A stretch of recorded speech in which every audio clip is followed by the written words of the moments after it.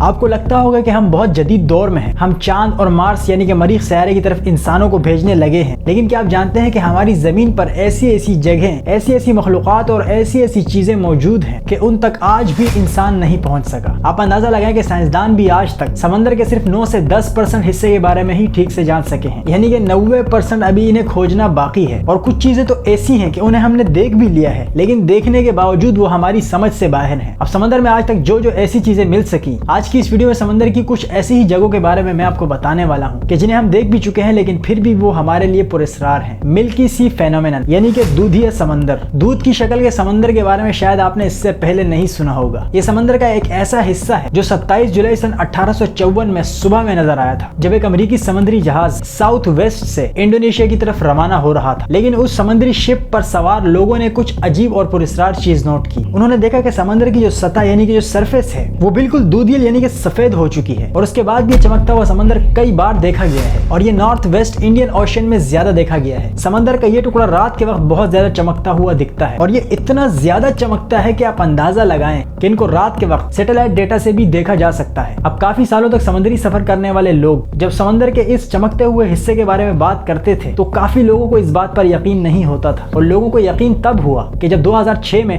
Satellite data سے اس کی تصویر جاری ہوئی، اور پھر کئی سال بعد تجربات سے یہ بات پتہ چلی کہ یہ چمک ایک قسم کے بیکٹیریا کی وجہ سے ہے۔ یہ ایسا بیکٹیریا ہے جو روشنی پیدا کرتا ہے، اور یہ بیکٹیریا گل جانے والی مچھلیوں کی سطح اور سمندری جانوروں کے آنتوں میں موجود ہوتا ہے۔ یہ بیکٹیریا بہت کم پائے جاتے ہیں اور ہوتے بھی میٹھے پانی میں ہیں، لیکن اس حوالے سے سائنسدانوں کو آج تک جو بات سمجھ میں نہیں آ سکی وہ یہ ہے کہ یہ بیکٹیریا اتنی بڑی تعداد میں کیسے اور کیوں جمع ہوتے ہیں کہ ان کو خلا یعنی کہ اسپیس سے بھی دیکھا جا سکتا ہے۔ اور دوسری بات یہ کہ چمکتے بھی مسلسل ہیں۔ بیلٹک سی انوملی 2011 میں یورپ میں موجود ایک سمندر جسے بیلٹک سی کہتے ہیں، وہاں پر سمندری خزانوں کی تلاش میں نکلی ہوئی ایک ٹیم کو سمندر کی گہرائیوں سے ایک چیز ایسی ملی کہ جس پر عجیب و غریب نشانات تھے۔ اب اسے دیکھنے کے بعد کئی لوگوں کا یہ خیال تھا کہ یہ UFO تھا، کیونکہ ایک گول انڈے کی شکل میں دکھائی دے رہا تھا۔ اب کچھ سائنسدانوں کا خیال تھا کہ یہ قدرتی طور پہ برف کی وجہ سے بننے والا کوئی گول ٹکڑا ہے کہ جس کی شکل ایسی بن گئی تھی کہ جیسے یہاں پر کچھ موجود ہے، لیکن ان باتوں میں سے کوئی بات بھی کنفرم نہیں کی جا سکی، اور یہ تصویر بھی بہت زیادہ وائرل ہوئی تھی۔ بہرحال آج تک یہ بات ایک مسٹری ہے کہ یہ کیا تھا۔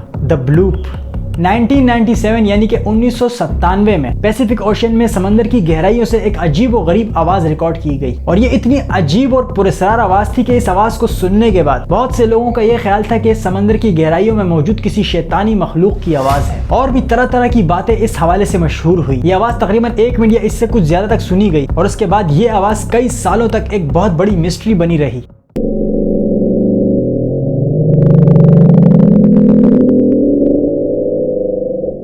ہر شخص یہ جاننا چاہتا تھا کہ یہ آواز کس چیز کی تھی، حالانکہ اس کے بعد بھی بہت کوشش کی گئی کہ سمندر کی گہرائیوں سے دوبارہ اس طرح کی کوئی آواز ریکارڈ کر لی جائے، لیکن اس طرح کی آواز دوبارہ کبھی سننے کو نہیں ملی۔ حالانکہ 2005 میں ریسرچرز نے اس حوالے سے اعلان بھی کیا تھا کہ وہ آواز برف کے ایک زلزلے کی وجہ سے آئی تھی، یعنی جب آئس گلیشیر ٹوٹتے ہیں تو ان سے ایک بھاری آواز پیدا ہوتی ہے، اور یہ بھی وہی آواز تھی جو سمندر کی گہرائیوں میں سنائی دی۔ لیکن اب بھی اس حوالے سے کئی مختلف تھیوریز قائم ہیں، اور لوگوں کا سوال یہی رہتا ہے کہ اگر وہ آواز گلیشیر ٹوٹنے کی وجہ سے آئی تھی تو اس کے بعد بھی کئی دفعہ گلیشیئرز ٹوٹ چکے ہیں، تو پھر دوبارہ ویسی آواز کیوں ریکارڈ نہیں کی جا سکی؟ برمودا ٹرائی اینگل یہ ایک ایسا نام ہے جو زمانوں سے مشہور ہے، اور یوٹیوب پر، سوشل میڈیا پر اور جگہ جگہ اس حوالے سے بہت زیادہ خوف پایا جاتا ہے۔ دراصل یہ مقام اس حوالے سے مشہور ہے کہ یہاں پر ہوائی جہاز اور بحری جہاز کئی بار غائب ہو چکے ہیں، لیکن یہاں پر آپ کو ایک چیز واضح کر دوں کہ سمندر کے کچھ حصے واقعی پراسرار ہیں، لیکن کچھ کو اتنا تڑکا اور مسالہ لگایا جاتا ہے کہ اسے بندہ ہضم ہی نہیں کر پاتا۔ سمندر کے اس حصے میں ماضی میں جہاز ڈوبے ضرور، اور کچھ لاپتہ بھی ہوئے، اور یہ بات بھی سچ ہے کہ یہاں پر سمندر کے باقی حصوں سے زیادہ واقعات ہوئے، لیکن اب اس کا یہ مطلب نہیں کہ یہاں پر کوئی جا ہی نہیں سکتا، بلکہ آپ کو بتاؤں کہ یہاں پر ہر وقت سمندری جہازوں کا سفر جاری رہتا ہے۔ اب حادثات یہاں پر زیادہ ہونے کی 2 سے 3 وجوہات ہیں۔ پہلی بات تو یہ ہے کہ یہاں پر ٹریفک زیادہ ہے، جس طرح ایک سڑک یا شاہراہ پر ٹریفک بہت زیادہ ہوتی ہے تو وہاں پر حادثات کا خدشہ بھی زیادہ ہوتا ہے۔ اور دوسری بات یہ ہے کہ سمندر کے باقی حصوں کے مقابلے میں یہاں کا موسم تھوڑا خراب رہتا ہے، جیسے کہ سمندری طوفان بھی یہاں پر زیادہ بنتا ہے۔ اب اس کا یہ مطلب نہیں کہ سال کے 365 دن یہاں پر موسم خراب ہی رہتا ہے اور یہ جگہ خطرناک ہو گئی، لیکن ظاہر ہے جب ٹریفک زیادہ ہوگی اور ایسے میں طوفان آ جائے تو حادثات تو ہوں گے۔ اس کے علاوہ یہاں پر ایک چیز اور ہے کہ اس ٹکڑے میں سمندر کی گہرائی میں میتھن گیس موجود ہے، और ऐसा बहुत कमतर होता है, लेकिन मीथेन गैस के फटने से भी गड़बड़ पैदा हो सकती है। अब अगर आप समुद्री पायलट्स से इस जगह के मिस्टीरियस यानी कि पुरस्कार होने का सवाल करेंगे तो वो इस बात को बिल्कुल भी नहीं मानते। वो खुद भी इस बात को मानते हैं कि यहाँ पर होने वाले हादसात में पायलट्स की अपनी गलतियां शामिल थी। अब आज का दौर काफी एडवांस हो चुका है और खराब मौसम की नोटिफिकेशन पहले ही आ जाती है, इसलिए अब यहाँ पर काफी अरसे से ऐसा कुछ भी नहीं देखा गया। और इस हवाले से मैंने जो टिकटॉक पर वीडियो बनाई थी उसमें मैंने इस जगह के हवाले से कायम मुख्तलिफ थ्योरीज और लोगों के ख्यालात के बारे में बताया था। लिहाजा अब ये मत सोचना कि फिरोजी यहाँ पर कुछ कह रहा है और वहाँ पर कुछ कह रहा था। मैरियाना